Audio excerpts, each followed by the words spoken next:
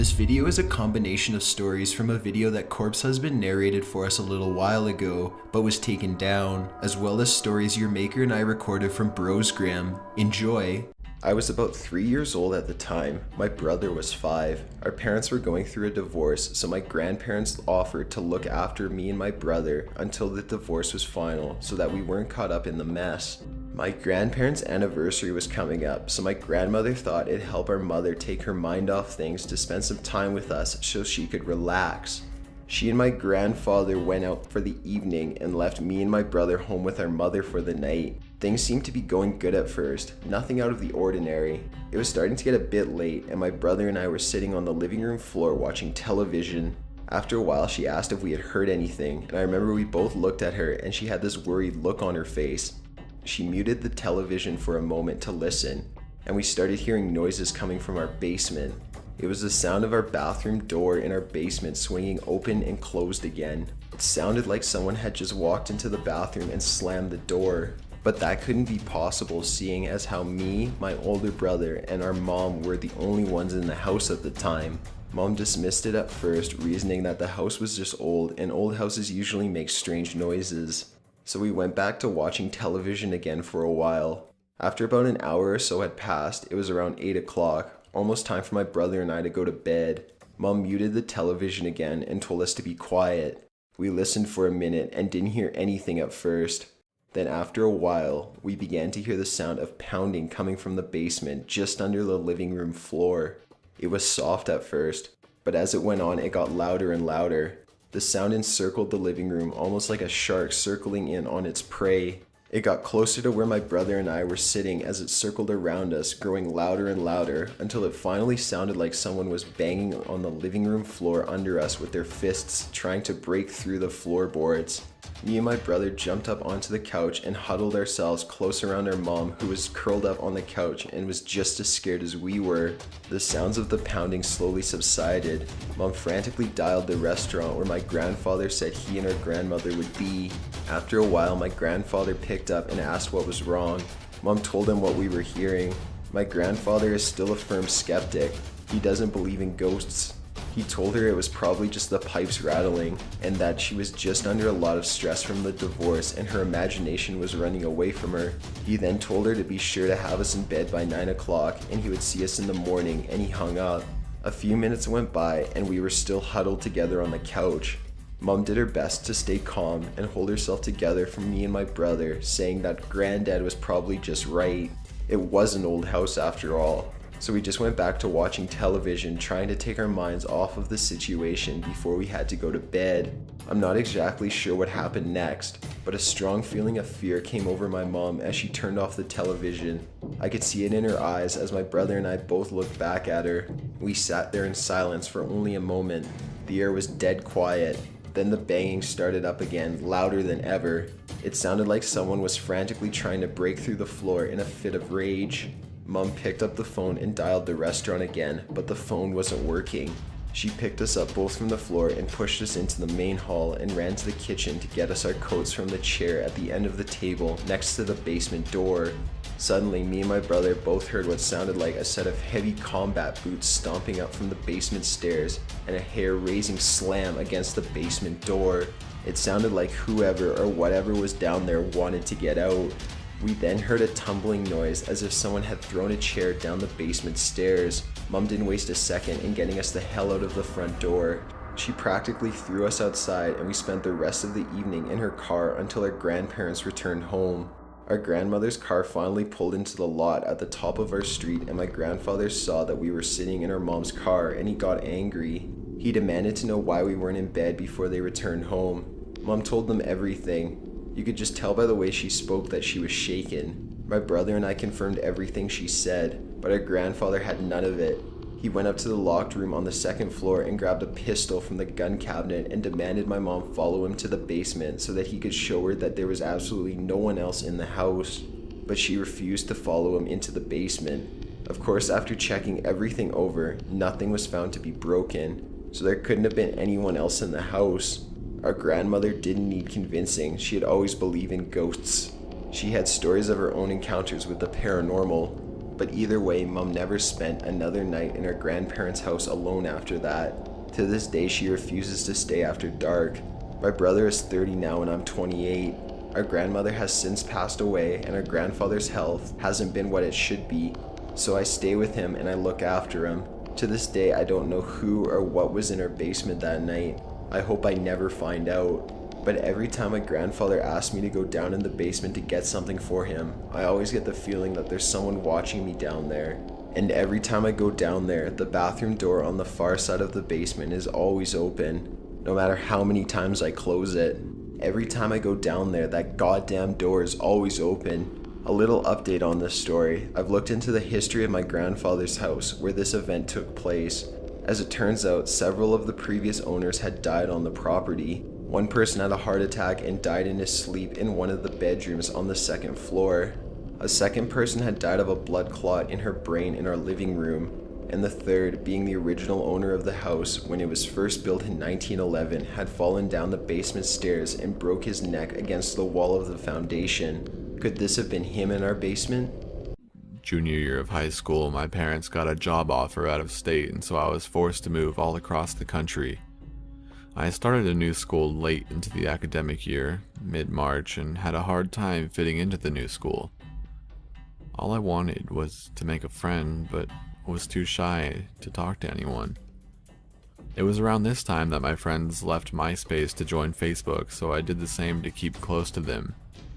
Some days later, I received a friend request from David.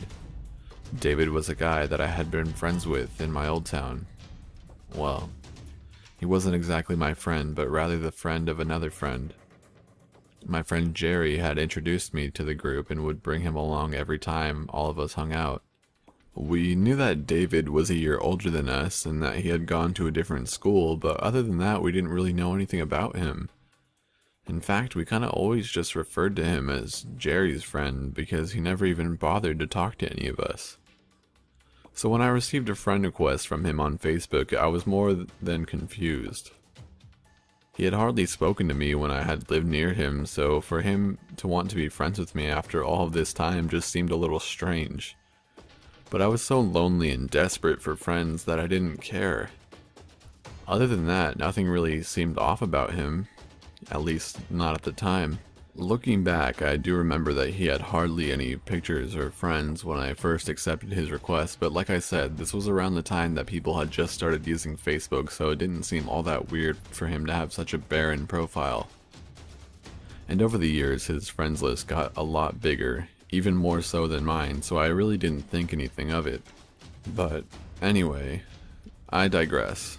I accepted his friend request, and it was just like this that David and I became friends. He told me that he had just started university and that he was lonely because he was too shy to make friends. I told him that I was having a hard time in my new school for the same reasons, and we bonded over that. Little by little, we started talking more. He shared his problems with me and I shared mine with him. And when it was time for me to apply to university, he even helped me out. He taught me how to sign up for my SATs, ACTs, helped me apply to scholarships, and even paid for one of my application fees, using a Visa gift card, so I didn't receive any of his personal information, and he didn't receive any of mine. Then, when I finally started university, he helped me with all that as well. He told me where to buy books, gave me studying tips, and provided emotional support. So when he asked for my phone number, I didn't even hesitate to give it to him. David was my best friend, and I wanted to keep him close, even if we were physically away from each other. It was around this time that David started sharing more of his life with me, and all of it was pretty normal stuff. He had a job at Pizza Hut, which he hated but needed to keep in order to pay for bills. He also played soccer, but not for his university or anything. It was just a group of guys that got together on the weekends to unwind. I think the biggest thing he told me was that he had flunked out of university and that I was the only one that knew because he was too embarrassed to tell anyone else.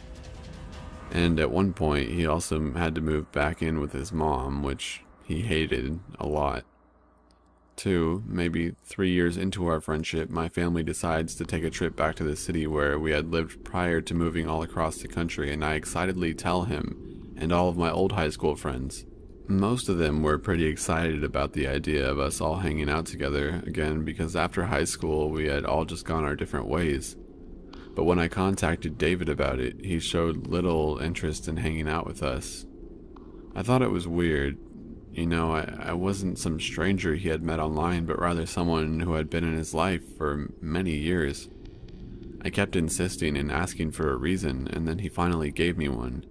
He told me that his pictures had been heavily edited and that he was afraid of disappointing me if we met in real life. I told him that it didn't matter what he looked like and that I just wanted to meet him, but he still didn't want to hang out. Instead, he just started being a huge dick to me. He knew exactly what buttons to push, knew all of my insecurities and secrets, and had started using all of that knowledge to hurt me. So I just stopped talking to him. Some weeks later, I meet my friends as planned, and much to my surprise, I see David there, looking just like he did on his pictures. I didn't understand why he had lied about photoshopping his pictures or why he had said he didn't want to meet me only for him to show up at our friend's house.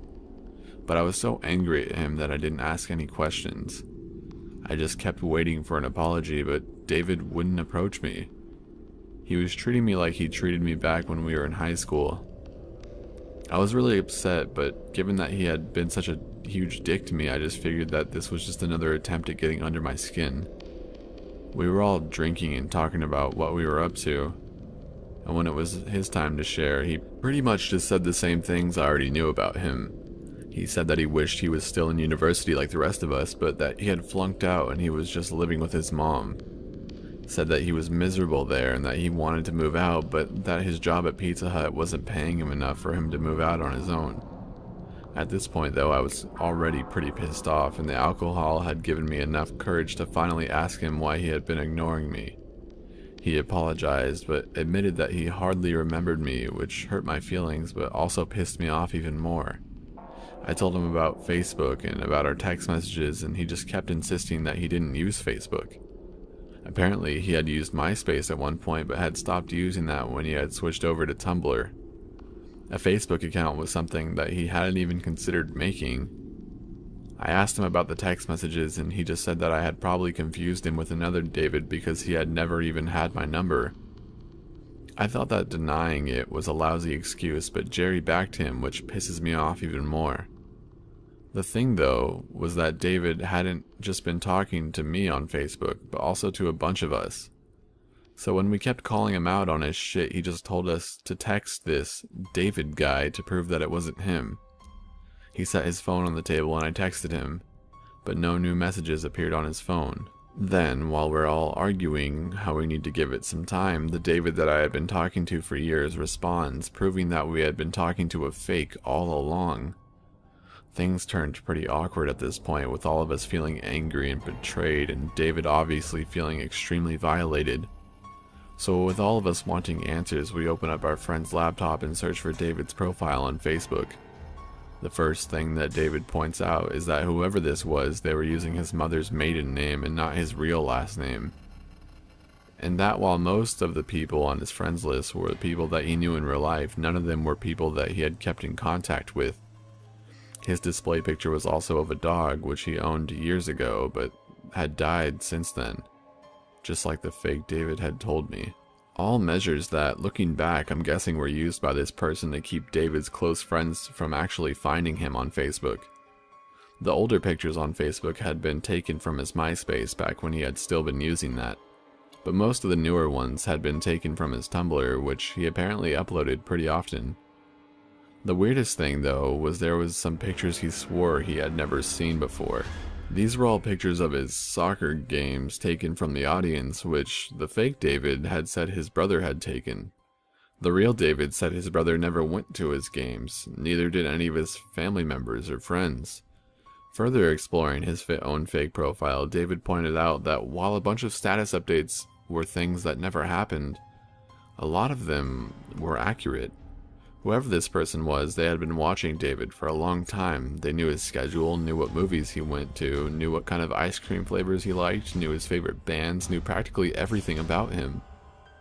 We did confront fake David, but he never answered the text messages and instead deleted the profile before we had the chance to examine it further. So we never did get any answers. I don't know why that person pretended to be David for so long or why he even did it in the first place. All I know is that I felt extremely violated for having shared so many private details of my life with him. And of course, I also felt a great deal of pity for the real David. I wondered for the longest time how this person found him and how they managed to learn so many private details of his life. Then, a few months back, my mother calls me saying that she found a profile with her name, but my picture's on it. My middle name is my mom's first name, something that very few people know. She thought that I had made a second profile and I didn't tell her the truth because I didn't want to scare her, but the truth was that I didn't even know that profile existed. I have always kept Facebook set to private and I no longer accept random friend requests, nor do I post my pictures anywhere else. So this profile only had really old pictures of me and nothing weird like David's soccer game pictures. But it was still active and had been active for a while. This is a true story, folks. As much as I'd like to be a writer, I am not one. Spring 2014 is a slow season for my father's business. The weather is nice and the roads are clear, which means slow shifts at an auto shop. It was mid-April, around 4 p.m. The wind was pulling in a nice spring breeze when my dad, Bill, was walking along the side of his shop. It happened to overlook a small stream and a running trail, which he enjoyed gazing at near the end of his shift. The side of his building ran along the top of a steep hill which turned into the path. He heard a ruffling in the wind, and about halfway down the hill, he sees a big blue tarp. Being very proud of his business and its appearance, he started to climb down the hill.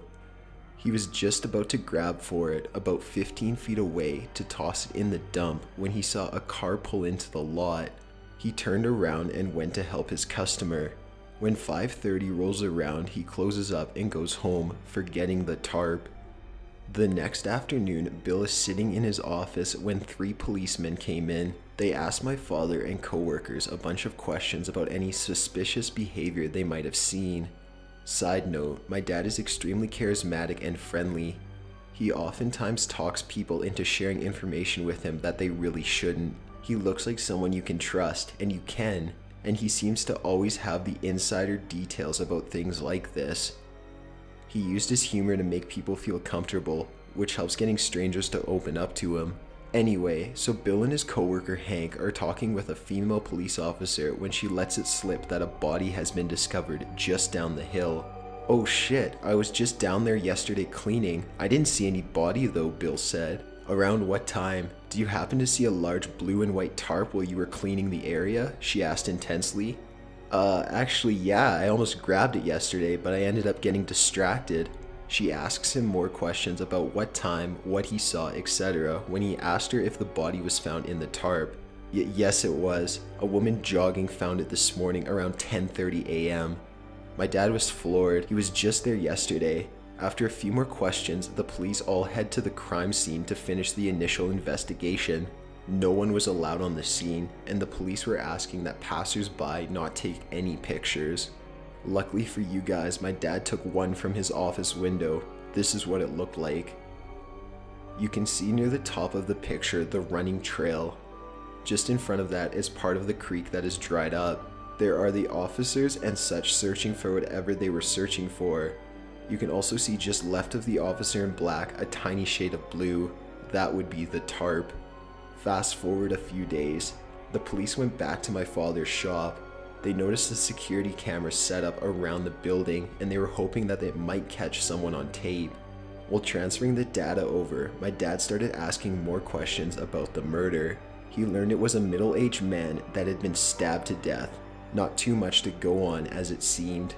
"Hey, you know there are a couple of meth heads that live in this shack behind our shop. It's connected to that bar." Bill started talking about his own predictions for the who-did-it scenarios. He continued, "Yeah, we have a lot of problems with them, stealing scrap metal from the back, letting their dogs run wild. Even had him threaten to shoot me once when I was spraying their dogs with water to quit the barking. You should check them out." The officer nodded, gathering the rest of his things and left. "Hey Hank, let's go down there, see if we can find anything cool," my father whispered to his coworker.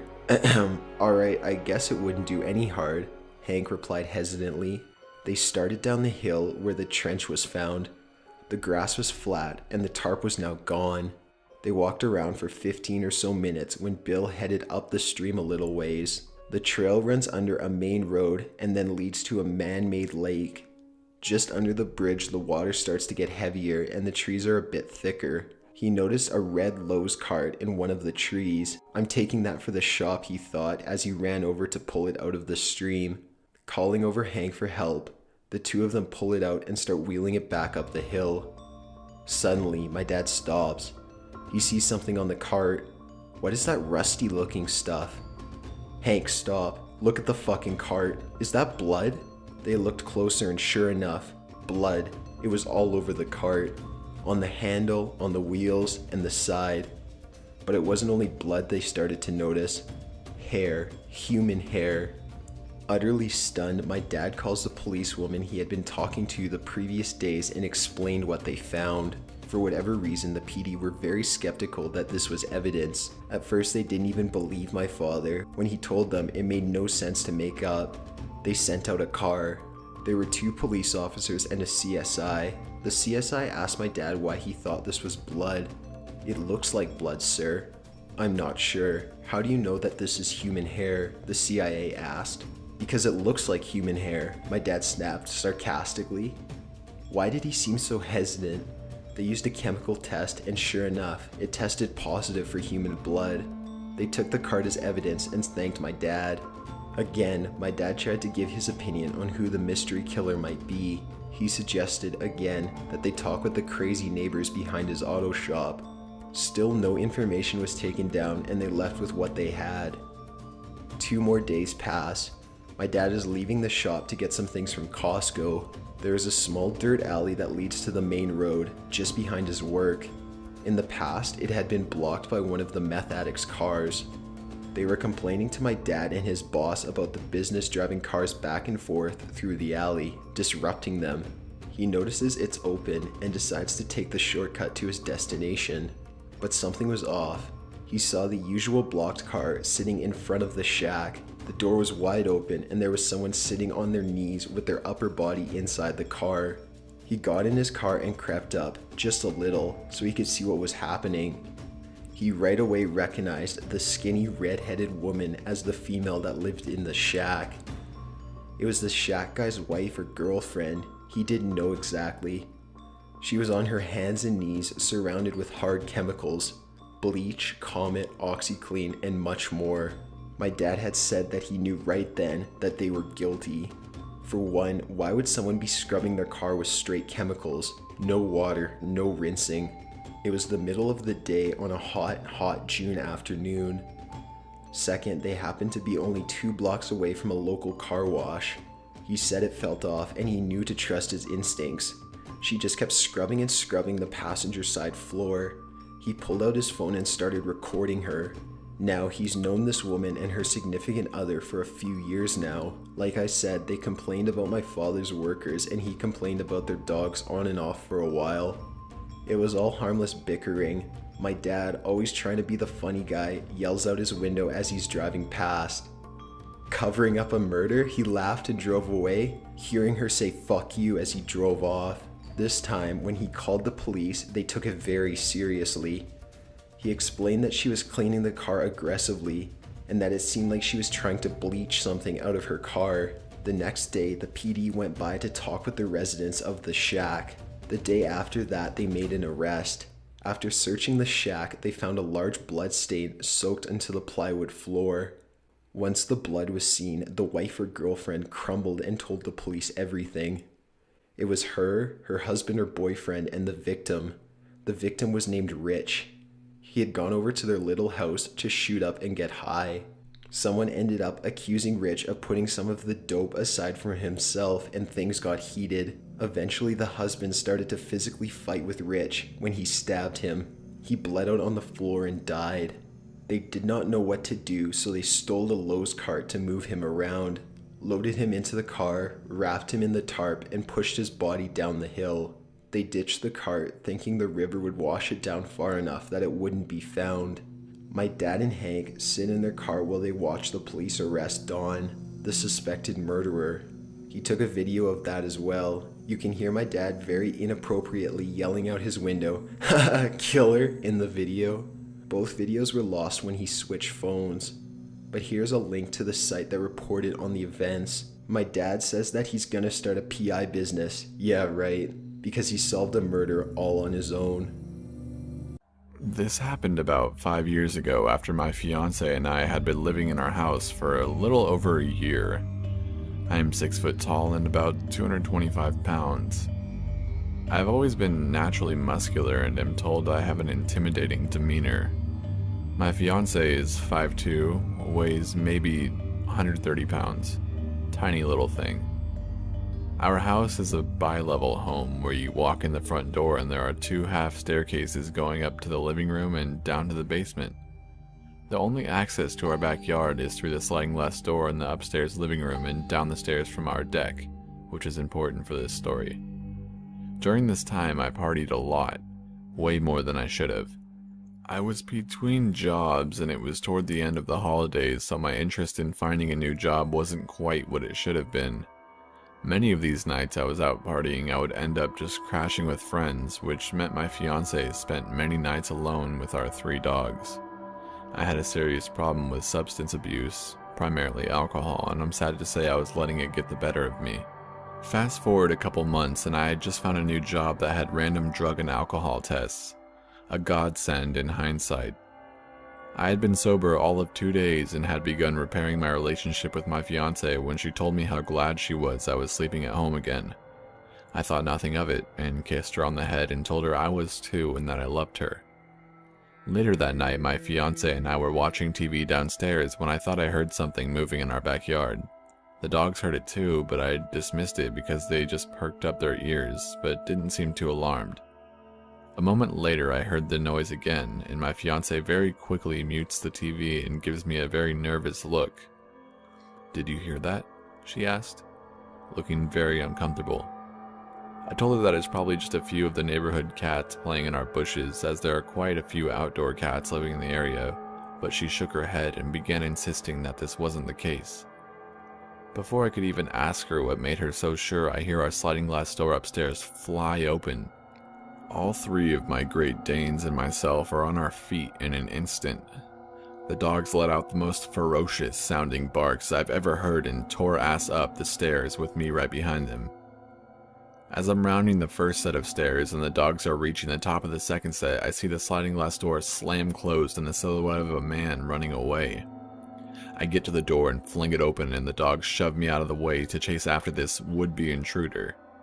I grab my flashlight, one of those big 4D cell mag lights that cops carry, and run out into the yard.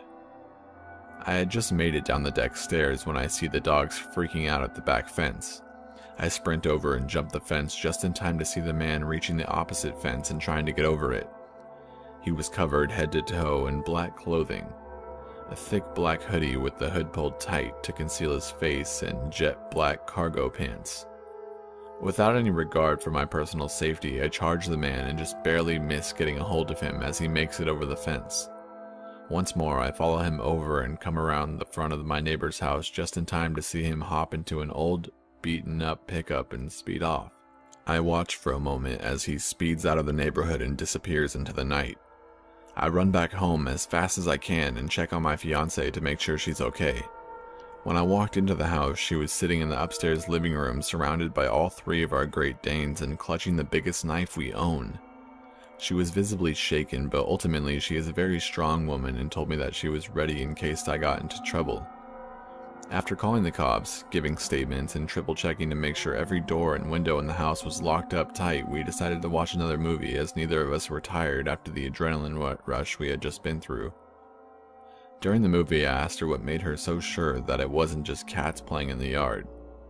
What she told me was enough for me to decide it was time to change my whole life.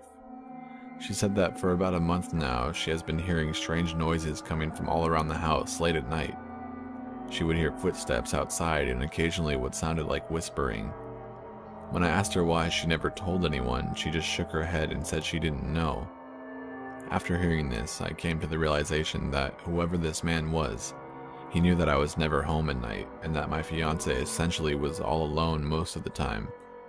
Fortunately for us, he somehow missed the fact that we have 3 Great Danes, and for whatever reason on this night, he decided not to check and make sure she was alone again. My grandfather and I were at his trailer up north, at this little nice trailer park. The kind where everybody knows everybody. I had this nice group of friends, whom I would hang out with every day and night. We would go to the swimming pool during the really hot days, and sometimes work out at the indoor fitness area. And once in a while, we would play little dumb games on the little playground. We were the only teenagers there, so we essentially had the entire park for our enjoyment. When night fell, we would always play manhunt.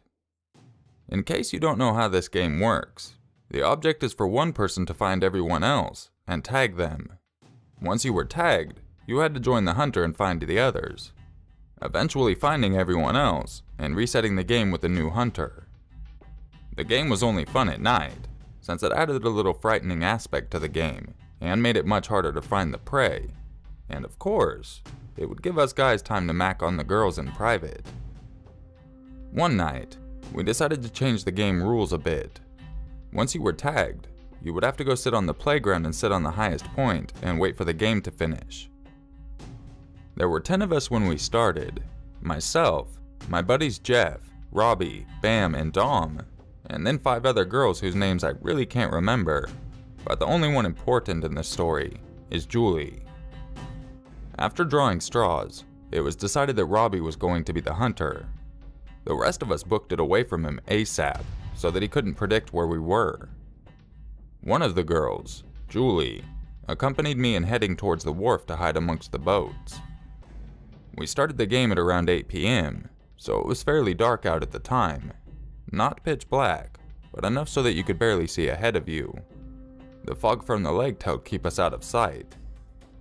I decided to hide up behind my grandfather's boat, since we couldn't get in trouble if we were found by any of the park's groundkeepers. In the meantime, I decided to try to make my move on Julie. After some rather lewd actions, I heard somebody walking on the boards of the wharf. I covered Julie and myself with my black sweater and tried to hide us. All of a sudden, the noise stopped. I peeked out of the hoodie to see what was there, but there was nothing but blackness. I poked my head up to see if there was anyone around, but all there was to see was the beginning of the dock and 2 boats. It definitely sounded as if it was coming from right in front of us, so now Julie and I are really spooked, so we snuck out of the dock and headed towards the pool. We hid under one of the big lounge chairs and kept a lookout. Suddenly, something grabbed both my ankles and also Julie's. We screamed like banshees and turned to see Robbie, who was laughing his ass off at our fear.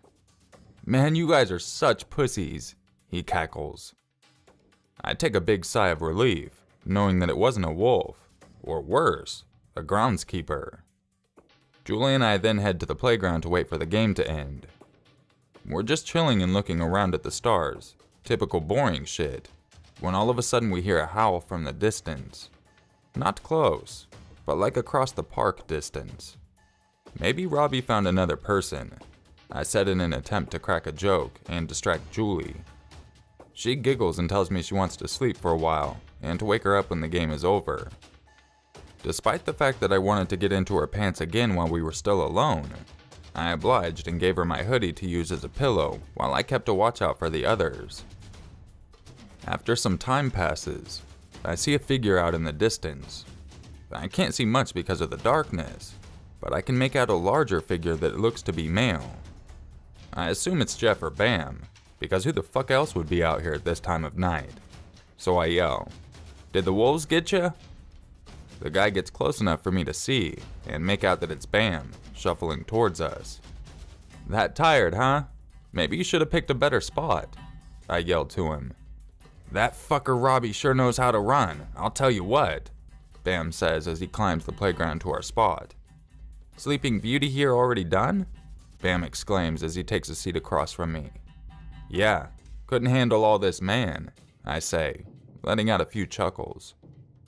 I asked him if he had heard the wolf howl, and he tells me he heard it close to where he was hiding and decided to book it away from there, just in case it decided to hunt him instead.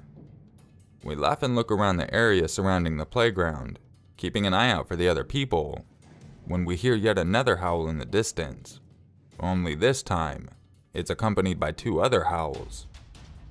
"Maybe we should just chill here.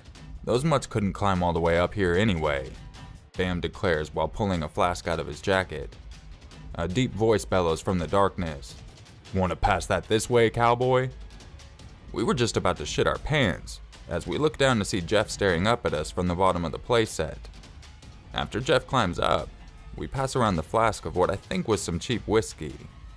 Bam nearly chokes on it when he suddenly starts yelling, "What the fuck is that?"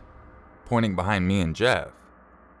I turn around to see 3 big-ass coyotes standing on their hind legs, at least 8 foot tall, with big arms and a narrow, bony body, at least 50 meters away from us. They had their arms at their sides, almost looking like fucking werewolves or some shit, as they slowly walked towards us. We all go into fight or flight mode, panicking and trying to figure out what to do with these things. The creatures start picking up their pace and start making audible growling noises as they approach the playground. This was still during the time where cell phones were just becoming popular, yet none of us had one on us because we didn't allow phones during the game. It was obvious that if they tried to climb up the set, they could, because if they could walk on 2 legs, they could sure as hell reach us. They reach about the 30-meter mark, when all of a sudden there's a howl in the distance, which for some reason stops the creatures from getting closer. They start looking at us, and then the direction of the noise, and decided to get on 4 legs and bolt in that direction at breakneck speeds, like from 0 to 200 kilometers in a second. I wake up Julie and decide that we are just gonna get the fuck out of there in case these Satan spawns come back. We get to the wharf and get into my grandfather's boat and put the tarp over us to hide until dawn so we can see where we are going. Yeah, this might seem like a bad idea, because there is no real protection if those things find us, but we could at least try swimming if shit gets heavy. Bam starts going nuts and says, "Okay, what the fuck just happened? What the hell are we gonna do, Red?" Of course, I have no idea what to do, but because I have to try and keep the group somewhat calm, I make up some bullshit lie like I can drive the boat out in the lake if those things come back. Unfortunately, I actually didn't have the keys, so escape was a no-go. So here's the situation. We have 4 scared as fuck teenagers. It's around midnight, so 0 visibility, no cell phones, 3 beasts of unholy nature that will most likely maul us if we run into them, 6 other teenagers that are either dead, or at the very least in danger, and we have no way to know if they are attacked, because I made the mistake of trapping us in a fucking boat. With the situation being as fucked as it is, I tell the others that the only way to survive is to stay quiet and wait on the boat until dawn, so we can at the very least see where we are going. They all agree out of sheer desperation. In the meantime, I search the boat to see if we can find something to defend ourselves with. That's when I find the emergency flare gun set under the captain's seat. "What are you gonna do with that?" Julie asks. I tell them that flares scare off most, if not all, predatory animals, and that it might be our only way left of fending the things off if they come back. All in all, there are 5 flare shots and 2 flare sticks in the kit. After what seemed like an eternity, I noticed that the tarp was starting to light up. I look over at the others and see Jeff look at me with this smile like a kid in a candy shop. I pop one of the tarp buttons and see the sun rising over the lake. Seeing as how I had our only protection, I left the boat to scout the area around the dock. I exit the boat and look around and didn't notice anything in the surrounding area, just the normal camp area. I beckon the others out of the boat, and we start making our way back to the play area to see if anyone else is around. What we saw at the playground looked like something out of a tornado damage video. The whole park was scratched to shit, and some of the poles were torn up and bent. I feared the worst as I looked to see if anyone was there. I see Robbie and all the other girls bawling their fucking eyes out and shaking as if they were freezing. We asked them what had happened, and they told us that at some point, Robbie had managed to find the whole group of girls smoking weed behind one of the trailers. He howled after finding them and tagging them, which then seemed to be what called the beast away from us originally. They then explained how they had to run for their lives to the playground because the beast ended up running after them on their hind legs like Olympic runners. When they reached the playset, they managed to just hide there without making a sound while the beast tore up the entire exterior of the playset. Somehow, without actually hurting any of the girls or Robbie. We all decided to tell the park owner of what happened and show him the playset. Because he thinks we are all just a bunch of hooligans, he ends up banning all of us from the park and chalked out the playset damage as us being reckless and stupid. He didn't charge us for the damages though. We all met one last time before leaving, and we all decided to not tell a soul of what happened, because nobody would believe us. Yet here I am, telling you all what happened on that night. Can any of you try to explain to me what the hell those things are? So I'll start off by saying this story is pretty long and is going to make my friend and I sound like complete fucking idiots. This is because we are. We completely ignored everything we've ever been told about stranger danger and basic safety because hey, we are both 20-year-old college dudes. I'm also not the best writer, so bear with me. This happened last Sunday. My parents are pretty well off and love to travel to exotic destinations. They planned a trip to St. Lucia and extended an invitation to my sister, her boyfriend, and my friend Vince and I. St. Lucia is a small mountainous jungle island near the coast of Venezuela. It's a significantly underdeveloped nation with an all-cash economy where few taxes are collected and spent for the good of the commons. Violent crime on the island is not unheard of. There are a few paved roads, a few major towns, and a couple of small, secluded, high-end, boat-accessible resorts. We stayed at one of those resorts. My parents were in one room, and the rest of us stayed in a room next door. The rooms were more like little huts open entirely to the outdoors with easily accessible rooftops above and below. All was well for most of the trip. We went hiking, snorkeling, and relaxed on the beach. As much as my friend and I enjoyed it, this resort was meant for honeymooners, not for college kids looking to have a wild time. One night, Vince and I were up drinking late at the bar, which was not extremely lively as usual, and we get talking with the bartender, Gustavo. We bond with Gustavo over our interests in Yeezy, Wheezy, and girls, and nothing seemed off at all. We asked him if he knew any good clubs or where to go to have a good time in town. He told us about how we had to leave the resort to really experience St. Lucia as we expected. He offered to take us to his place sometime to show us a good time we'd be looking for. He then showed us a picture of his house. This should have been the first red flag, but we were drinking and had no reason not to trust our new friend. Gustavo had a massive house for a St. Lucian, complete with a huge flat-screen TV, pool table, bar, and a Camaro. We had been around the island a bit at this point and had not seen a house or a car half as nice as his. We told him we'd be interested, but would have to let him know when we could go later.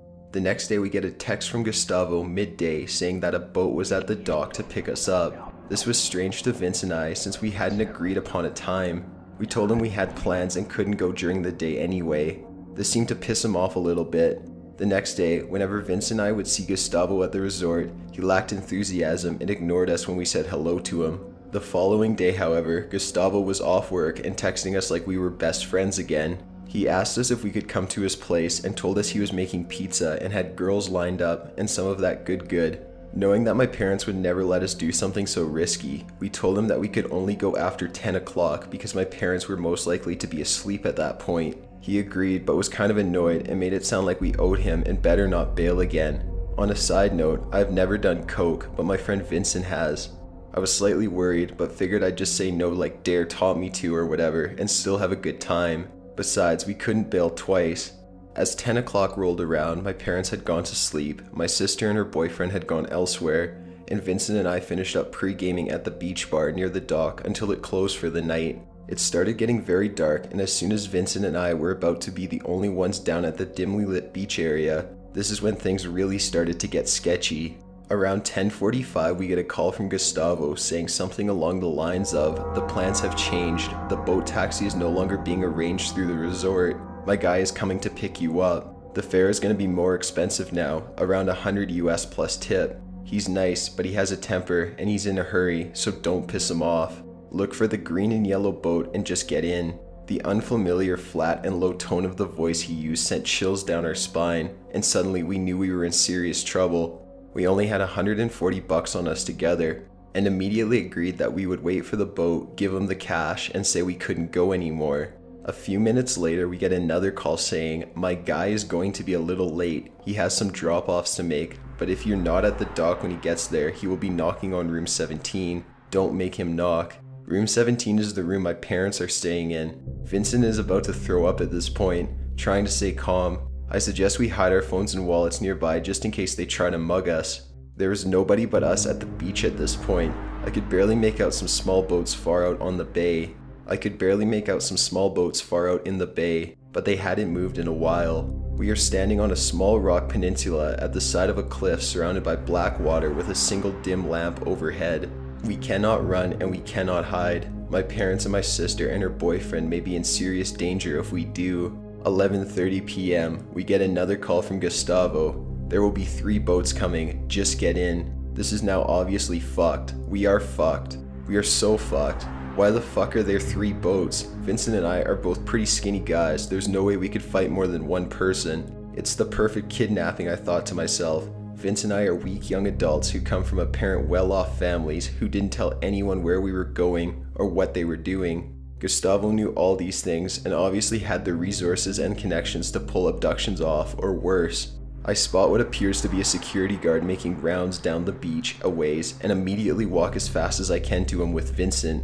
I explain without using Gustavo's name that we are supposed to be picked up by 3 boats and that we feel extremely uncomfortable after recent events and just want to pay the boat captain and leave. My hope was that if we didn't get kidnapped, or at least one person would know where the fuck we went or what happened to us. My hope was that if we did get kidnapped, at least one person would know where the fuck we went or what happened to us. He assured us that no boats come around this time and that we shouldn't wait too much longer.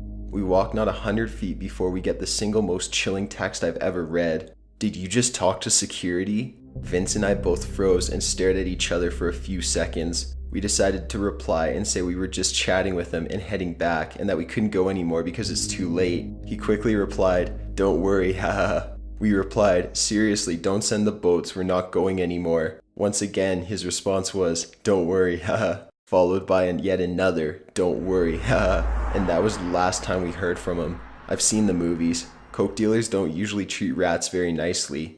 Maybe Gustavo knew that I didn't use his name, and maybe that's why we were able to get out of this mess. Was the security guard in on it, or were we being watched the whole time? I will never know. Not knowing what to do, Vincent and I started climbing the few hundred stairs up the mountain back to our room with purpose. It was dark now, with the only occasional dim lamp along the way. Every single sound, every single movement surrounding the jungle scared the living shit out of us.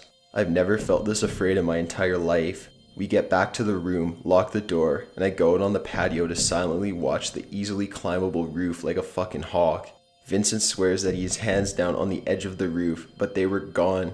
Vincent swears that he saw hands on the edge of the roof, but they were gone when I pointed my phone's flashlight at them. For the next 2 hours I sat there, head on a swivel, ready to fucking scream to wake my family up and fight for my life. Well, freaking the fuck out, I saw a meteor burn up in the clear night sky, which was easily the highlight of my night. So that was pretty cool, I guess. Eventually we figured it was over and went to bed. Relieved to wake up in the morning without my throat slit, I relaxed for a bit. Luckily, we were checking out of the hotel at 11, so we wouldn't have to run into Gustavo again. Before leaving the resort, Vincent and I wandered down to the beach to kill some time. That's when 2 large native men that did not appear to work at the resort approached us. The larger one said, "Hey, are you the guys that we were supposed to pick up on the boat last night? You know, Gustavo?" I replied no, trying my best to sound confused. "How much longer are you guys staying?" he asked. "We're leaving in an hour," I replied. He looked at me with a "I know you're lying to me" face, held out his fist, grinned, and said with a low voice, "Safe trip home."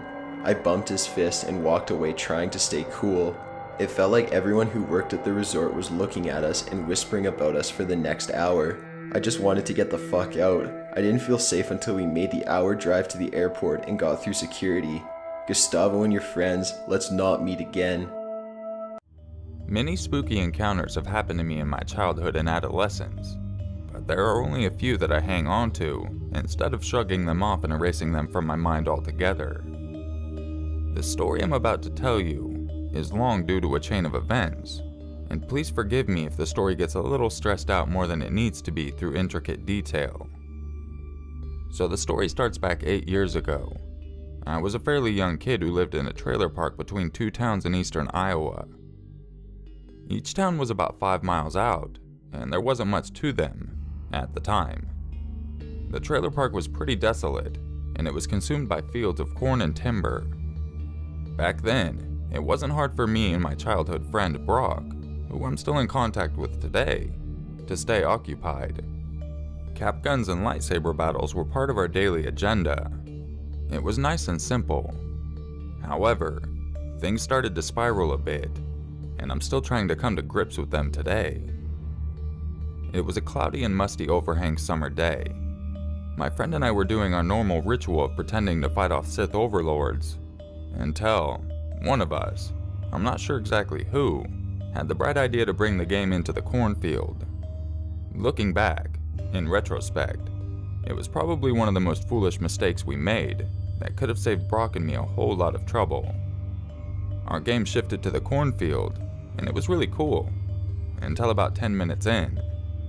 We got so into the game that at some point we split up, which at first wasn't a bad idea, but things turned grim quickly. After another 10 minutes or so, my friend and I regrouped back in the cornfield, and what we saw still haunts me today. About 15 yards away was a distinguishable figure moving towards us. It was clearly a man, and he was roughly 6 feet tall. The man was looking me straight in the eyes. I remember his face and appearance clearly. He was wearing torn up jeans, a white t-shirt with sweat stains, and his face was beaten up with scars and a slightly purple tint in his lips. We were completely in shock when he started making his way towards us. He started approaching faster, quickly accelerating. I could see the malevolent intentions in his eyes. I was frozen for 10 through 15 seconds before I realized my friend had already booked it out of there. We ran for 5 minutes straight, not even looking back. We ended up making it to the cornfield, regrouped once again, and made it to safety at his grandmother's house. We then made a pact to never tell each other's grandparents. However, it doesn't end there. A week later, things became more odd. Daily occurrences would happen. My grandfather would leave for work every morning at 7 a.m. sharp, but he would always find random trinkets and surprises on our porch each day. However, they were never the same. To give you a gist of some of the items, from what I recall was a severed doll head, some notes with gibberish written on them, bags of human feces, and a pair of muddy shoes. It was summer now, and the collection of random items had come to a halt. I wished to say that it was all over, but it wasn't. One night, I had been gently falling asleep in my bed when I heard a soft knock on my window. Keep in mind, I lived directly across the street from the cornfield where my friend and I had our first encounter. I hadn't been frightened by the knock, as I figured it was just Brock wanting me to sneak out with him to go fuck around. I peeked out my blinds. I was wrong.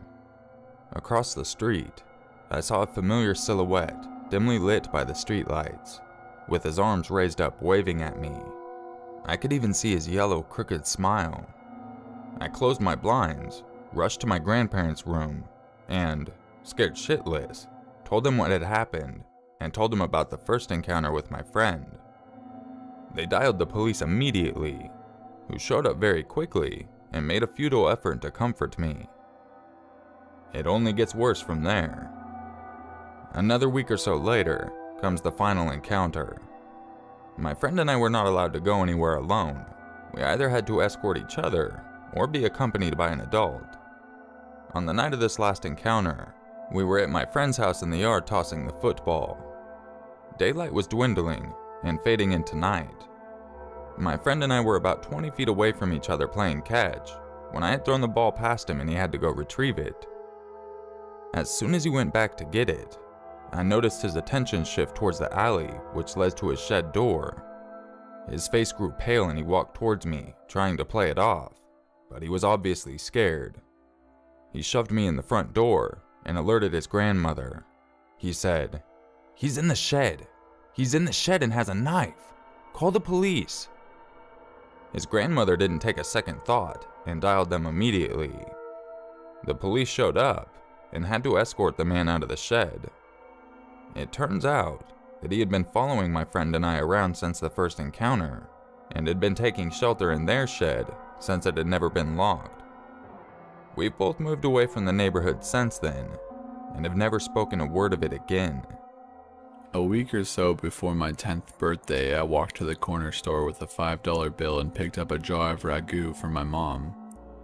On my way home, a man I'd never seen before fell in step with me and began talking. "Hi," he said cheerfully. "My name is Dr. Ramsey. I'm a pediatrician. Do you know what a pediatrician is?" I walked along silently, not replying, and fervently hoping he would take that as a sign he should leave me alone. Subtleties were not his strong suit, though, because he kept on chattering. "Are your parents looking for a pediatrician for you?" "Of course, you're almost a big girl now. You'll be needing another kind of doctor soon, won't you?" "That's okay, though. They can still bring you to me until then. What's your name? You have beautiful hair. I was just on my way to get some suckers for the candy jar in my office. Do you like suckers?" Thankfully, we were nearing my house, so I ran forward up the back steps and through the kitchen door. I didn't know it then, but that was the beginning of a very long, very scary ordeal. It didn't take long after that for Dr. Ramsey to begin showing up. At first, it seemed benign enough, at least to a kid. He would drive by nearly every day, smiling and waving. I told my mom, who said maybe it was on his way home from work. But then, the phone calls began. My dad called me into the living room and sat me down. He asked about the day Dr. Ramsey followed me home, and if I talked to him. He said I wasn't in trouble, but that I needed to tell him the truth. I told him no, and he asked if I was sure. Could I be forgetting something? I told him no again, and he frowned, then asked, "Then how does he know your name?" I didn't know. It turns out that was not all he knew. He knew my sister's name as well. Pretty soon neither my sister or I were allowed to answer the phone. He called several times a day.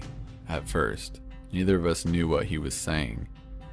Then, one night, one of my brothers told us that he was telling my parents that he was going to hurt me, and later, my sister. Things got complicated after that. My dad had called the police, but as this was before there were any stalking laws, there was not a lot they could do. They told my parents to call back if he tried anything. My dad then called a friend of his back from the day who happened to be a cop. For the next month, my dad's friend escorted me to and from school. Suddenly, life as I knew it came screeching to a halt. I couldn't walk to school alone, I couldn't play outside, I couldn't walk to Super America, sort of like a 7-Eleven for those who don't know. When access to me was completely denied, things escalated. It was around this time he began threatening my sister as well. Then one afternoon, my sister, two of my brothers, my mom and I were in the kitchen. One of my brothers saw a glimpse of someone in the garage. They'd seen him too. Dr. Ramsey came bolting out of the garage, my brothers chasing after him. They ran all the way to Cherokee Park, where he lost them in the trees. My parents called the police again, but nothing came of it. The only information they had was a description and a name that was almost certainly fake. A couple weeks later, we woke up to find our dog hanging from the side porch. She was a gorgeous saddleback German Shepherd born the same day I was. We were all devastated. The cop said there was no evidence it was him and ruled it accidental, but none of us believed that. His phone calls became more informative in the meantime. He would talk about who was home and who wasn't. If my brother would say my dad was home, he would tell him who was really in the house. He also would talk about the house itself. About the window in the kitchen he could easily open with a knife from the outside even when it was locked. And about the French doors that connected the living room to the side porch and how the lock could be easily finagled from the outside if you jiggled it just right. That night, my dad put in some carpenter nails at the bottom of the French doors until he could get a new lock ordered. My parents had to go to the company event for my dad's work. My older brothers were at Saints West's roller skating rink. My sister was on the phone with her best friend. My little brother was on the floor asleep. I was watching Devo on the midnight special with Wolfman Jack. It was late. Suddenly, the top of the French doors swung inward, and in the few milliseconds before the nails in the bottom caused them to snap back, I could see his silhouette. My sister whipped the phone at the television and we ran up the stairs. About halfway up, we realized our little brother was still asleep on the living room floor. As quietly as we could, we slipped back down the stairs to get him. We all went into our bedroom and didn't turn on the light, this way we could still see outside. We watched out the window for a while, and when we didn't find him, we crept down the hall to our brother's room to look. We looked down and could see someone standing at the back door. He knocked, loudly. "What do you want?" my sister asked out of the window. He stepped back and said, "Is this the Mercy residence? I have a pizza for delivery. Can you come to the door?" She scoffed at him, declaring she was not stupid. She could see he didn't have a pizza and she was calling the cops. He left. A short while later, my brothers returned home. We told them what happened and they walked around the yard watching for him. They came back in and things settled down. By now, we'd pretty much given up calling the cops because it never helped. So we just went back in, each of us, except my youngest brother, still asleep, carrying a knife from the kitchen, just in case. Eventually, one of my brothers went into the kitchen to get a bowl of cereal as a snack. You know that sensation you get when you could just feel someone watching you? Yeah, he had that in spades. He kept looking around the kitchen through the doorway into the dining room at the windows. He didn't see anything, but he could still feel the eyes on him, so he went closer to the door to try to see better. The kitchen lights were reflecting on the windows to the door.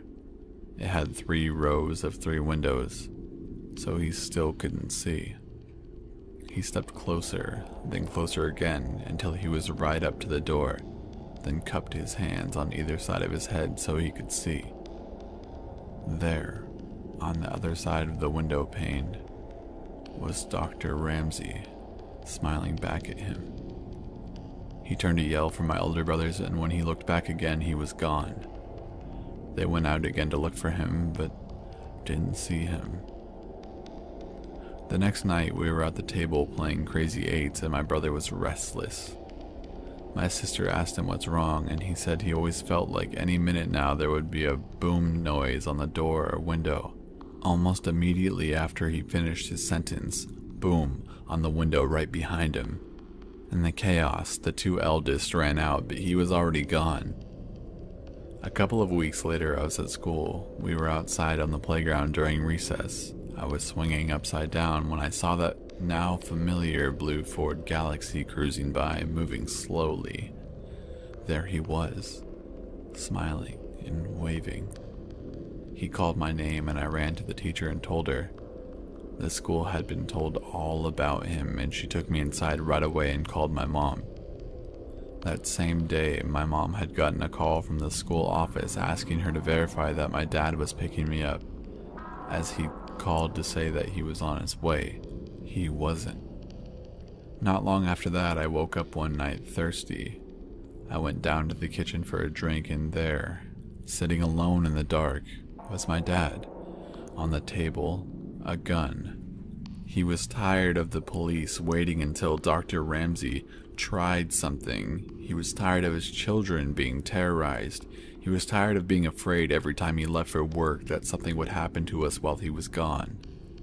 I sat with him for a time, watching, before he sent me back to bed. These events and many more took place over a period of around 18 months. Then, as suddenly as it began, it was over. He vanished from our lives, the phone calls, the drive-by within the creepy waves. Everything For a long time during and after the Dr. Ramsay days, I would have recurring nightmares in which I would wake up to find him standing over me as I slept. It took a long time before I felt like a kid again. I found out years later when he was calling, Dr. Ramsay would tell my parents that he was going to rape and kill me, and later my sister, and that there was nothing they could do about it. I don't know what happened to him when he disappeared. I don't know if he was in a car wreck, locked in prison, in a coma, but sometimes I wonder if the wait ended for my dad when he was sitting in the darkened kitchen that one night. I don't know, and I'm not sure I want to. If you ever want to hear some of the most fucked up stories you'll ever find in your life, just ask the regular graveyard guy at your local all-night convenience store for some of the shit he's seen. And dear God, man, bring some popcorn. In my life, I've been the graveyard guy for not one, not two, but 3 different 7-Eleven locations, and I'm going to bring the bulk of my horror stories to you lovely people. This one is about a gentleman named Richard. Working the graveyard shift, I was the lone employee from just after 10 o'clock at night to just before 6 in the morning. Not only that, but the next nearest all-night anything was another convenience store over 2 miles away, that from my store you could just barely see the light pollution of their neon. This setup alone made for many interesting happenings, and tonight it was a Saturday night going into Sunday morning, just after 4, when a middle-aged, give or take, male with thick glasses and week-old stubble walked in. He wasn't unpleasant at first. He made small talk as we walked through the store, sometimes to me, sometimes to no one in particular. He mentioned things about the weather. He asked about the hot dogs and taquitos on the grill. It was what it was at first, but then the comments started slipping in, minor vulgarities and weird things. After walking about the store for a good 20 minutes, he comes up to the register to check out, without anything to actually buy. I asked if he needed help with anything, and he asked me what I knew about the Antichrist. Alright, well, I know enough, I guess. I was raised Catholic, so I know quite a bit on the subject, I guess. And so, he stares at me. Eyes wide, mouth pursed. I wasn't sure if he was about to bite me on the face or kiss me on the lips, and not being able to tell the difference made me uneasy. The man. I should get a hot dog. Me. Alright. Which one? Him. One of the big ones. I want to enjoy it. There'll be no more hot dogs once the Antichrist comes. There's really no way to respond to this, so I try to go back about my work. But even as I walk, as I stock cigarettes and start my nightly count, I could feel him watching every move that I make. He comes up to the register with his hot dog, pays, and I hope to hell we're done here. Thanks for coming. You have a good night. And I turn my back. And the man then says, "Can I eat this here?" Me. Probably not a good idea. The manager comes in at about 5:30 and he doesn't like if anyone's hanging out here. Stuff to do, you know? The man then says, "I'm not worried about him." The shit part about this is that I was actually partially lying. The manager James, my boss, and a really awesome guy, did arrive somewhere between 5:30 and 5:45 every morning, Monday through Friday, but he avoided the place like the plague on the weekends. I was trying to sell something that I knew wouldn't fly if this guy actually stuck around long enough for no one to show up, and now he was telling me he wasn't concerned about someone else showing up. Saturday nights are a busy time for convenience stores, but after about 3:30 they become a ghost town, and it was just me and this guy for one extended, uninterrupted, fucked up conversation after another. I'd try to walk to stock cups, lids, and straws, and he'd pop up right behind me. There'll be no cups and straws when the Antichrist comes.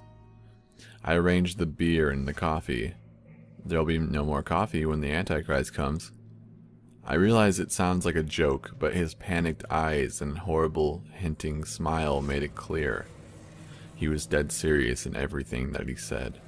5 o'clock rolls around. Well, you should probably get going. Don't want that boss man getting mad at me now. He won't get mad at you. It's just he doesn't like people hanging out. We're just talking about the Bible. He said this so sickly sweet it made my stomach churn. Yeah, but still, he's going to be here soon. I'm not worried about him. I need milk. Okay. I point to the display case. He walks back and grabs a thing of milk slowly and robotically and inspects the carton all the way back to the register. I love milk, he says.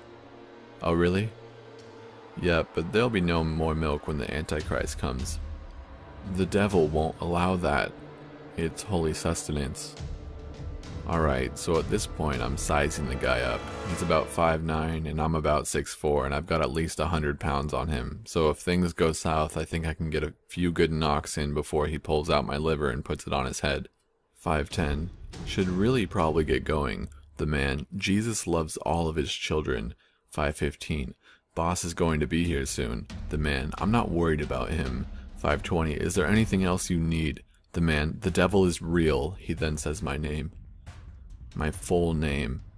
This is where two things happen that if I hadn't lived through it, I would have called bullshit to the person telling the story. At 5:30, for the first time in the almost 2 years I'd worked there, my boss James comes walking into the store on a Sunday morning. He fucking managed to unbluff my bluff with this guy. Secondly, and this is the jaw-droppingly hilarious part for me, James had been at the beach on Saturday. James had fallen asleep at the beach on Saturday. James had shaved his head fresh before going to the beach on Saturday. In other words, just as I told him he would, my boss came in walking in at 5:30 on the dot, with a completely shaved head, his long dark goatee and bright red skin. Me to James, what the fuck are you doing here? James, I honestly have no idea. He then looks at the guy. Who's this? I didn't answer. I looked at James. I looked at the guy and back at James. He looks at the guy.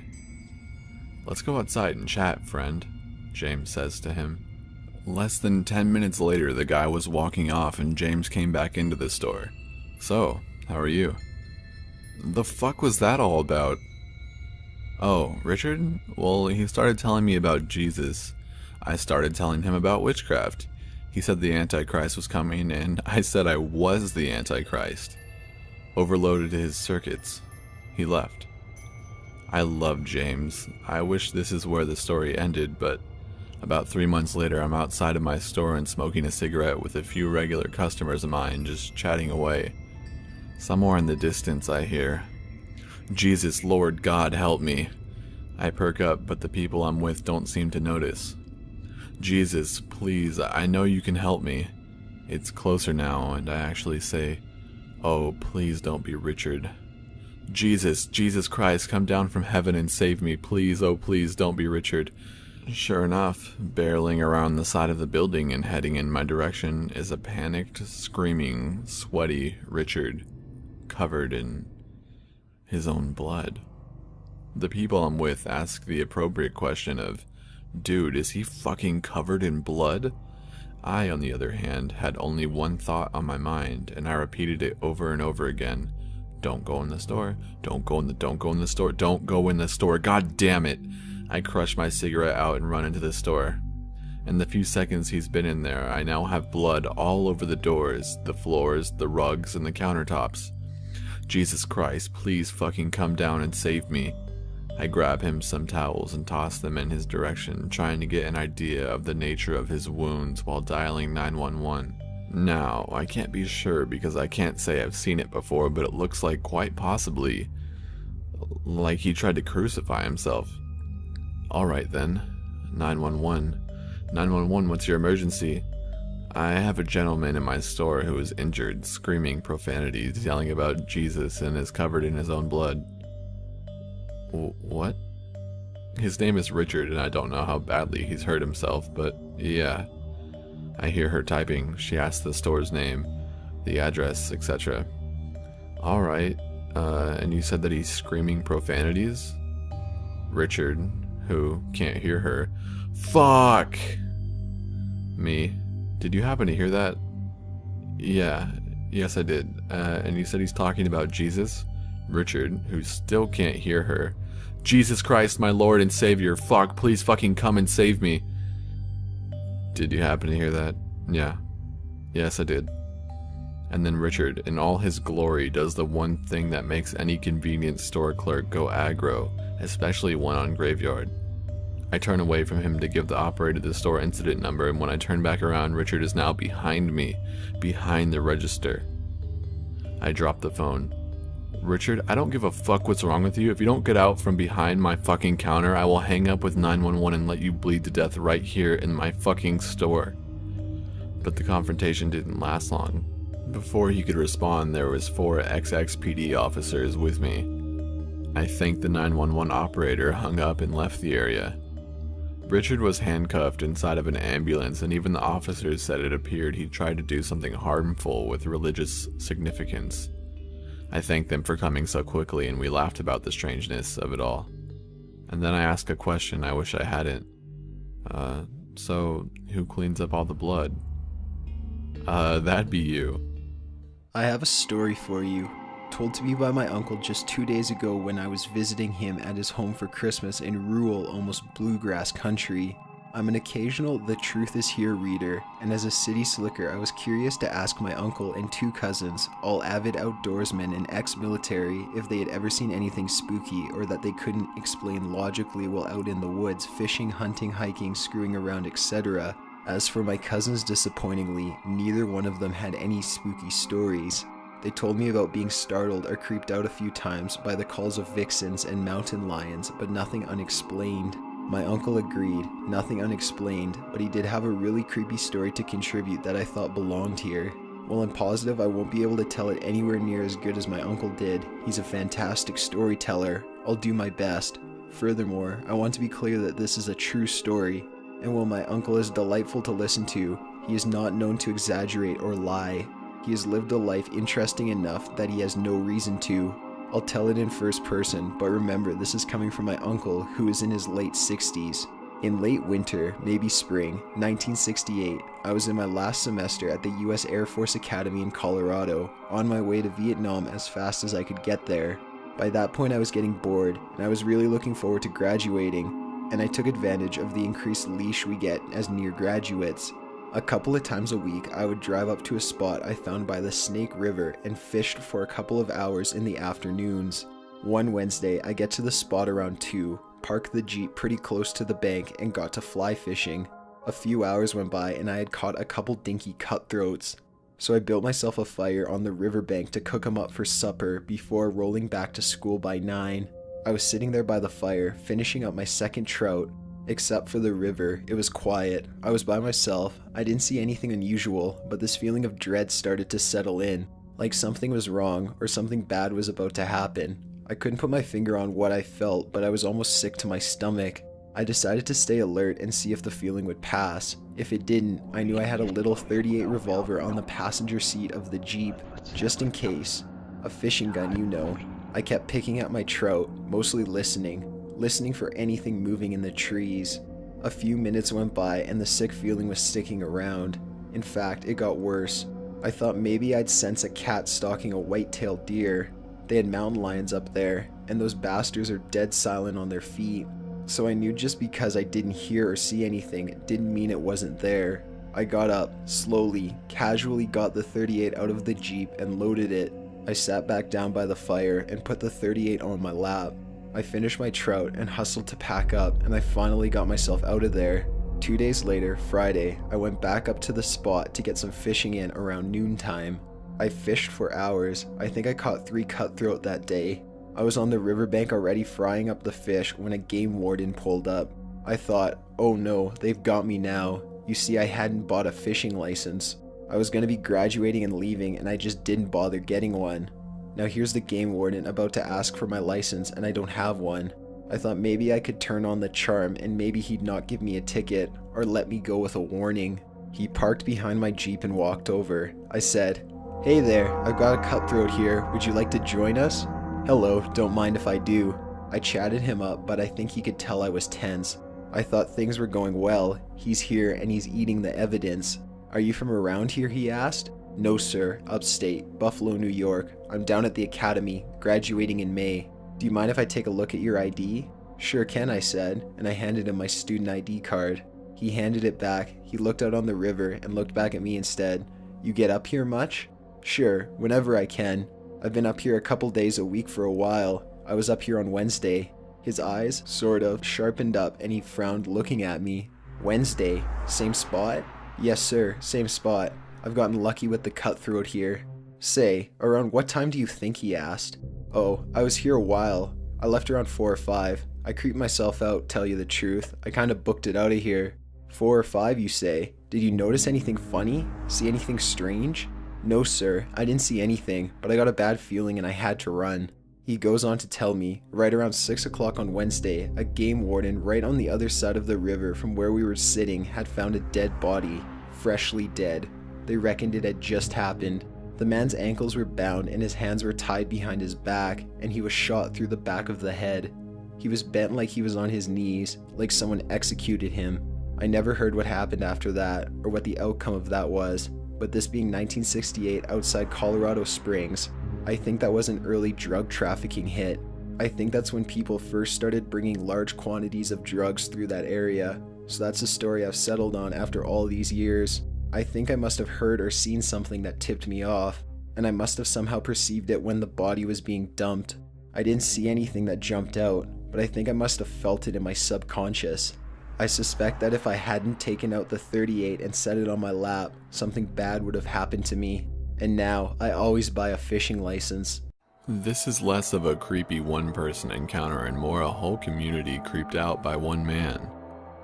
The neighbor in question is somewhat famous for his lawn, an impossibly thick green landscape that he tended by a company. I've vaguely been aware of him losing it on the landscapers screaming at them outside. Enough, I knew he had a temper. The first real red flag that he might be legit crazy came last summer. He asked a teenage boy in the neighborhood to check in on the house once a day and make sure all the doors and windows were secured and water their flowers. The day they left, though, he left a crazy list, saying the kid had to be there multiple times a day, turning off and on different sets of lights at specific times and leaving weird chores for him. Also, the kid was not allowed to walk on the lawn and had to remove his dirty shoes before walking on the concrete sidewalk. He was never to enter the house, but was to turn off and on the lights from the doorway by means of a stick with a loop on it. Also, he was not allowed to use the garden hose to water the lawn and had instead to use a teeny tiny watering can. The letter implied that my neighbor would have the kid under surveillance and would have pictures if he failed to comply. Basically, the kid's parents called him and said they weren't comfortable with the situation anymore, and while they would keep an eye on the house, the deal was off. They argued over the phone. When my neighbor got back from vacation, it was early morning, and he immediately went to their house, woke them, and tried to pick a fight with them. One of the other neighbors is a retired cop and came out to see what was going on and tried to settle the issue. Crazy neighbor said that he would let it rest if he was allowed to bare-ass spank the kid. He flipped out when they told him hell no. Sometime after this, another neighbor was at the grocery store when he was cornered by Crazy Neighbor. Crazy Neighbor apparently just talked to him in a rapid fire for half an hour. Among other things, he started saying how wives shouldn't have friends and that his wife's sister was so fat she broke the toilet seat last time she visited. After this, everyone started talking about how you don't see his wife anywhere. Occasionally she will be out watering flowers, but while her husband is seen out, she isn't. Considering that she used to be a social butterfly, this is weird. During the winter, everyone found pamphlets on their mailbox from the landscaper he uses, along with a note saying it would be mandatory now to use his landscaper in our area, and failure to comply will result in being sued. As we are private single-family homes with no homeowners association, so this is clearly untrue. During the winters, someone saw his wife, and her arm was in a sling and she had a black eye. When they went to ask her about it, he wouldn't let her speak and said that she had slid on ice. Since then, there have been a few attempts made to talk to her alone, and all have failed. They've gone so far as to get their church involved and to call a welfare check by the cops when he was out of the house. But if she is being abused, she has been refusing help. Snow was bad this year, and he blew a fit about the snowplows piling snow on his property, so he scattered screws on the roadway outside before they came by one morning. Then someone in the neighborhood got a puppy. It's quiet and has a fenced backyard. Its owners wake up in the middle of the night to the doorbell ringing. When they come out, crazy neighbor is standing on the road at the edge of the property. He tells them that the first time the dog gets out, they won't have a dog anymore, and pulls out a gun and waves it around before pointing it towards the backyard and saying, "Bang." Obviously, they go back inside and call the cops. When confronted, crazy neighbor claims he was out for a walk, thought they were awake, and stopped by. He says he didn't get the gun out, but it had been on his belt, and that he didn't mean his statement as a threat. He got some sort of citation from the police. Come spring, he has taken to sitting outside and writing something every time someone walks or drives by. We don't know what, but I have taken to driving differently home to avoid going by him. Most recently, someone put up a swing set in their backyard. They came back from work to find tire tracks through the backyard and the swing set run over and crushed. No one saw anything, but his massive truck tires happened to have the same kind of marks left behind. The retired cop has taken to compiling statements from everyone and keeping records because, well, we think this is gonna end badly.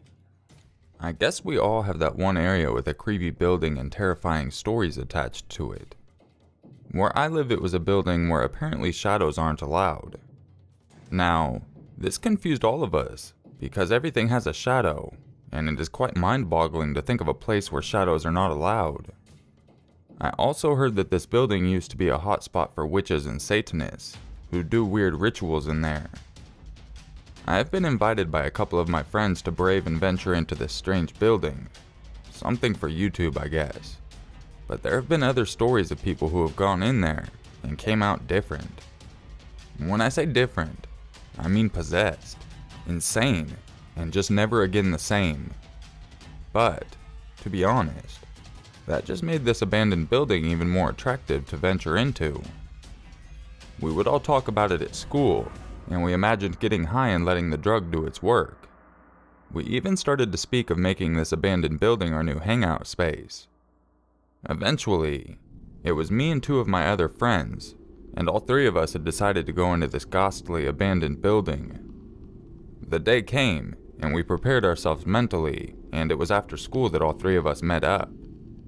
The day was quiet, and not many people were driving or walking about. It was one of those quiet days, and that made it even creepier. Thomas and Fred and I stood outside this building, just taking in its atmospheric effects into our brains. We could clearly see from standing outside looking in the open front door that there were needles and finished alcohol bottles all over the place.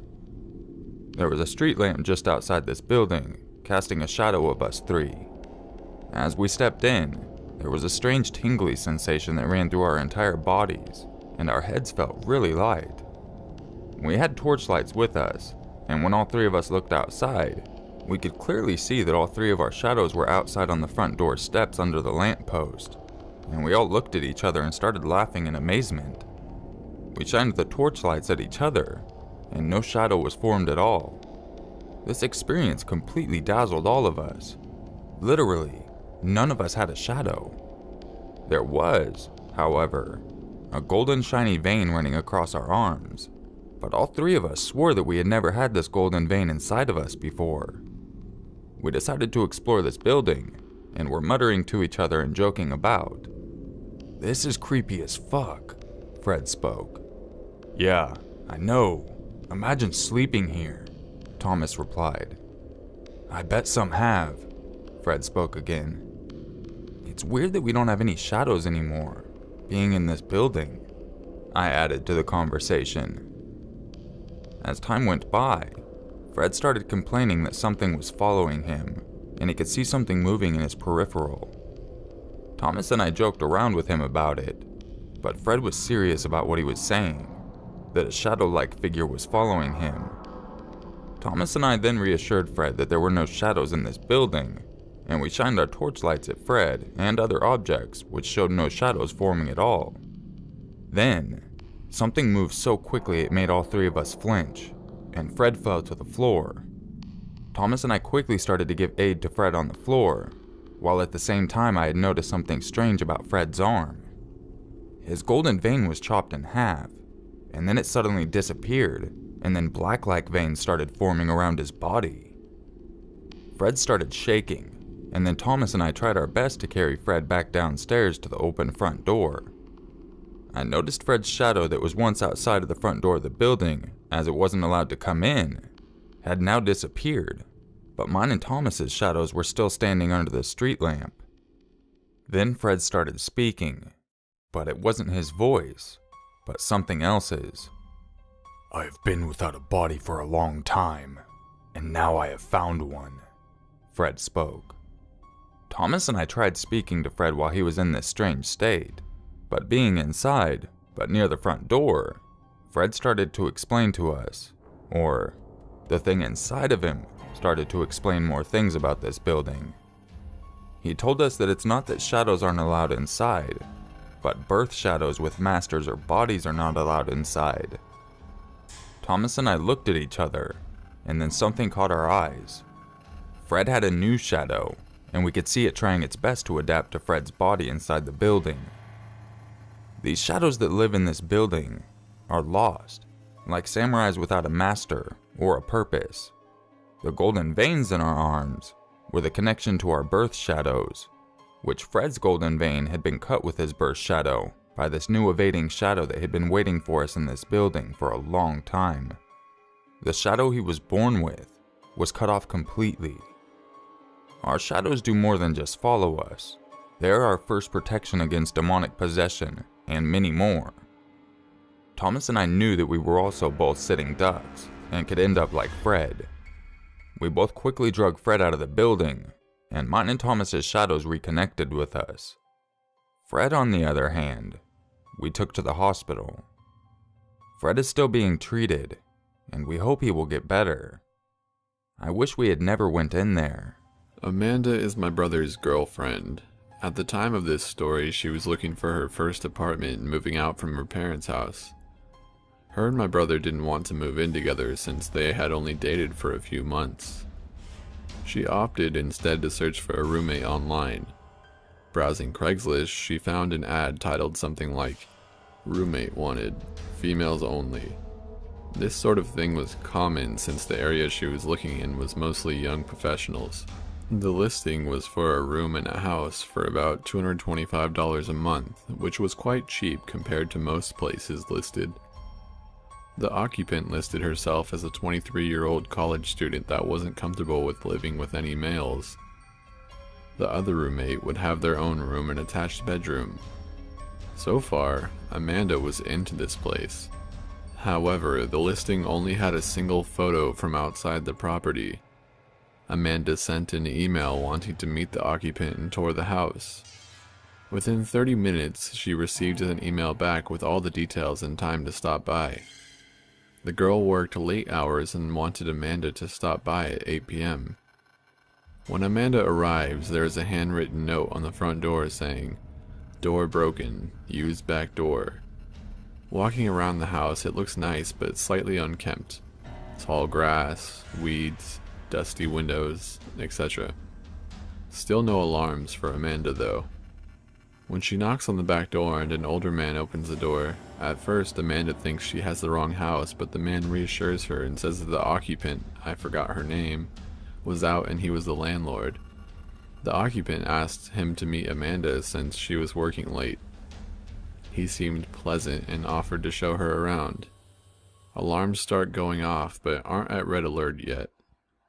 First, the guy was clearly in his 40s, unshaven, and looked like he lived in his car. Also, only the kitchen light was on. As they walked around the house, Amanda noticed one huge red flag. No furniture. Nothing. The landlord was polite about answering questions but seemed irritable to keeping lights on for too long, rushing her around and only letting her look at rooms for a few moments. There was a single room that the landlord wouldn't open, telling her that it was the occupant's room and didn't want to invade her privacy. As they walked down the hallway into the living room, she notices the front door has a plank nailed across it. Yeah, broken, for sure. Amanda's creepometer is starting to ding, so she decides to wrap up the walkthrough and leave by trying to be polite. As she's giving the guy her "thanks for showing" bit, he perks up and states that he forgot to show her the basement.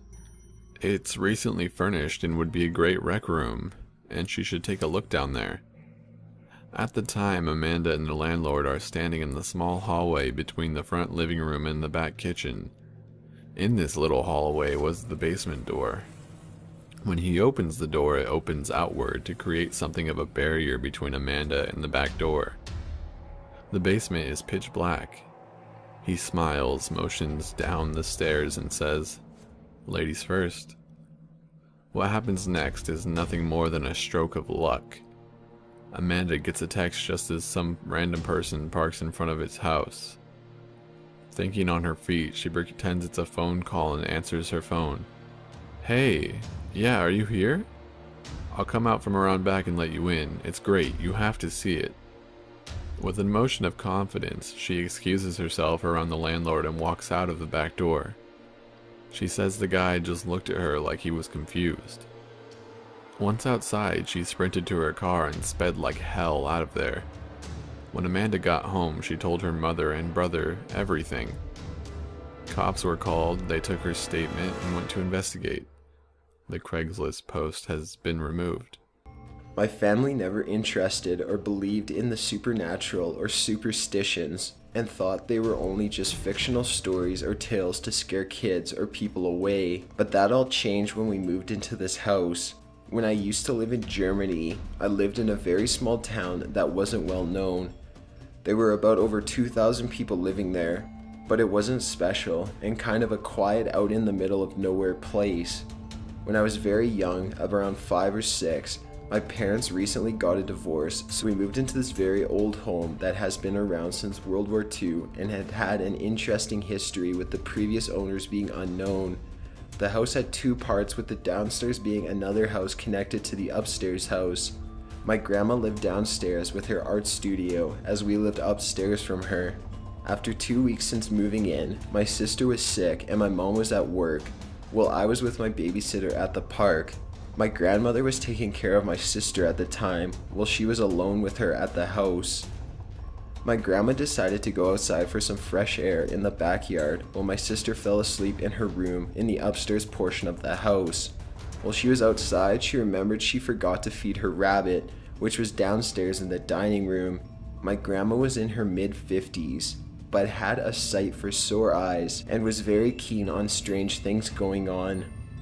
As my grandma got up, she felt an eerie feeling of someone watching her from the dining room window that looks out through my backyard. Turning around, she sees this full figure of a girl with light blonde hair and pale skin. She looked around my sister's age, 8, but she couldn't make out the face of who it was since they were standing in the corner of the window. My grandma was concerned that it was my sister who needed something from her, so she walked up to the upstairs to go check on her in her room, but she was sound asleep.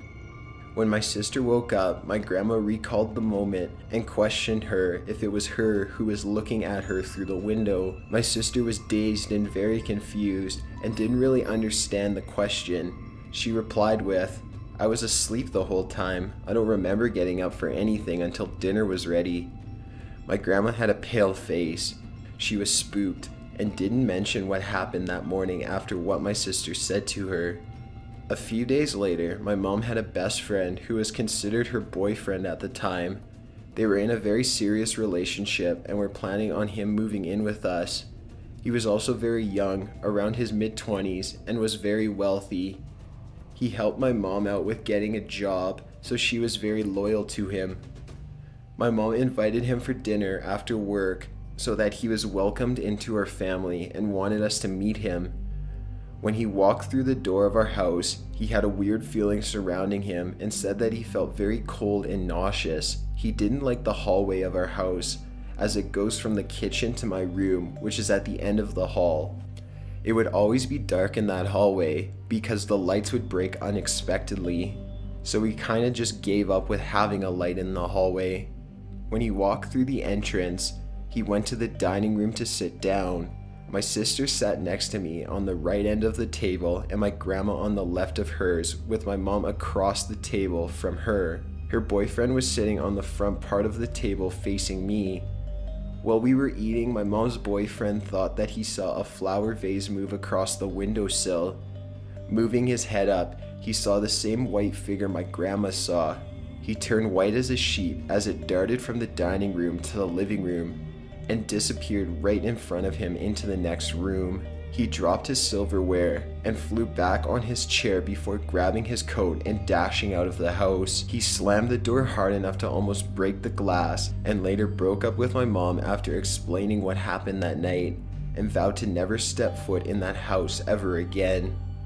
My mom got concerned as she was very confused on what had just happened and said he was overreacting, but was really heartbroken from him dumping her.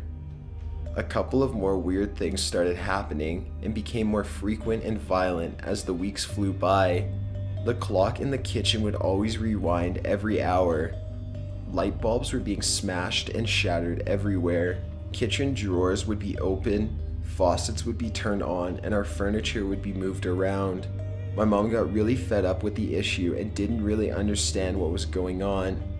She would constantly blame me or my sister for misbehaving, but knew that it wasn't our faults and couldn't explain the unexpected and weird things that were going on until she told the neighbors that lived across from us the recent and old news that have happened since we lived in that house.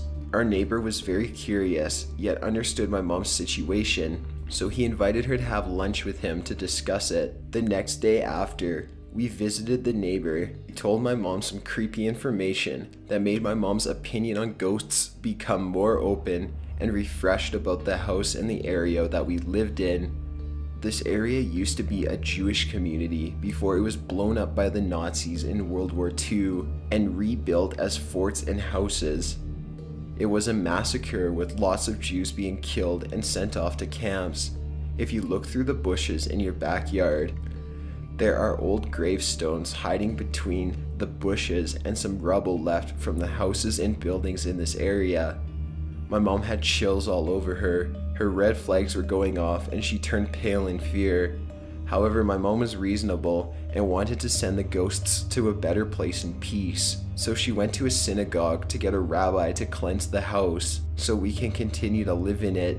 He agreed to do so, and my mom thought her blessings were answered. By the time he arrived back to our house, he took a 180 and went from agreeing to refusing to cleanse the house from whatever is haunting it. He told my mom that there's too much evil in the atmosphere and refused to help her and told her to find someone else to help her with the situation. My mom decided that it was our time to leave and leave quickly. We packed everything up as fast as we could, making sure nothing is left behind or something could follow us on our way out. She took all of us into the car and sped off with our packed boxes and left the house completely, never saying goodbye to anyone, and just left without turning back. She swears to this day that whatever happened in that house will never be talked about again because of the amount of fright she had from living there, and will never step back into the town we lived in. In the mid-80s, my mom was a cleaner in Australia. She would clean houses in suburban areas and would sometimes do houses in rural wine regions, as we lived near both. She would leave business cards at the local shops and got most of her business this way, and some through referrals and word of mouth. One day she got a call from a lady who sounded like she was around 60, asking my mom to clean her old farmhouse. She made a lot of odd demands, and Mom would usually meet clients before taking on new business. In this case, the lady did not want to meet Mom and said she would leave the keys under the front doormat. My mom agreed, mainly because the lady was quite obviously wealthy and was offering to pay my mom substantially more than she would reasonably expect.